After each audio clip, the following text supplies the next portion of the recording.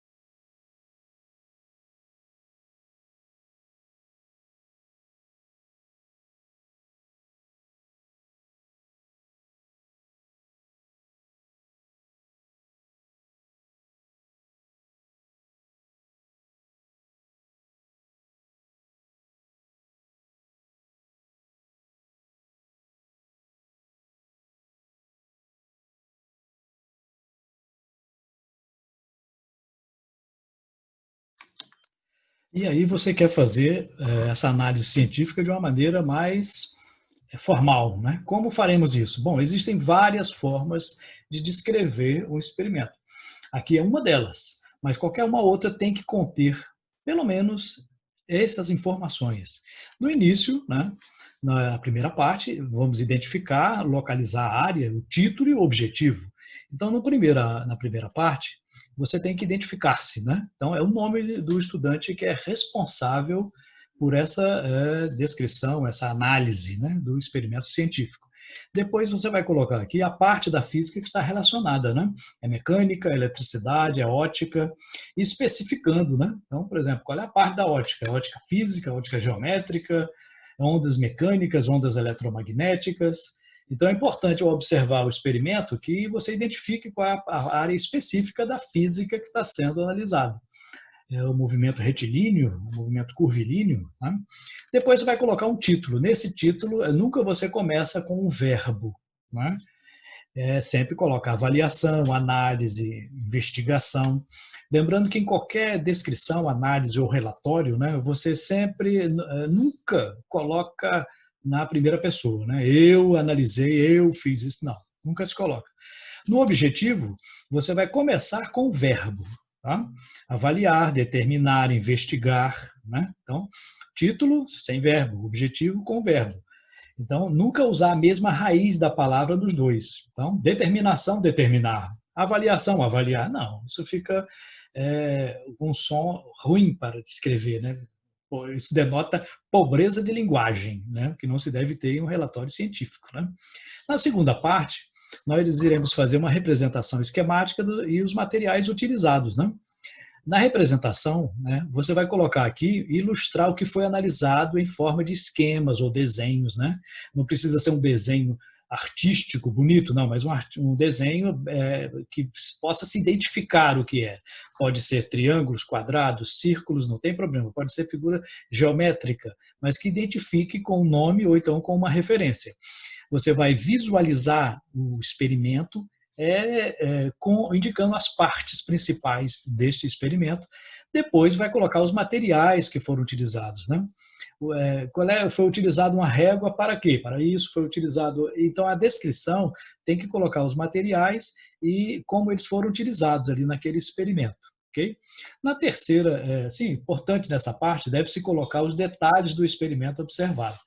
Ou seja, né, tem que ficar sempre bem detalhado. É a parte mais detalhada de uma descrição ou de um relatório, né, de uma coisa que você está observando.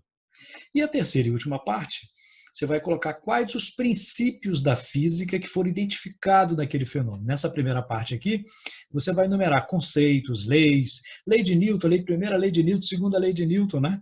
Qual é o princípio da termodinâmica, qual é a teoria da física que foi comprovada, qual é o conceito físico que está relacionado àquele experimento. E na última parte você vai fazer uma discussão dos resultados, né? Você vai interpretar aquilo que foi observado baseado nos princípios que você identificou. Acontece isso por causa do princípio tal, tal e tal.